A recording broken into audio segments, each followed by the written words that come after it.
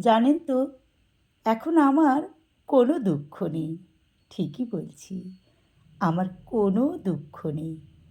যেদিন থেকে আমি বুঝতে শিখলাম দুঃখ, কষ্ট কারোর জীবনের জন্মগত নয়।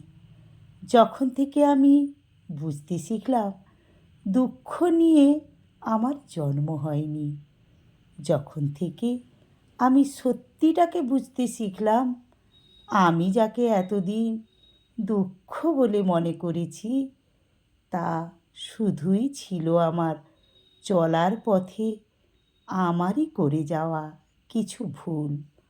আর আমি ভাবছিলাম আমার অনেক দুঃখ, অনেক ব্যথা, আমারই করে যাওয়া ভুলগুলো আমায় নিয়ে গেছে এক ভয়ঙ্কর খাদের ধারে।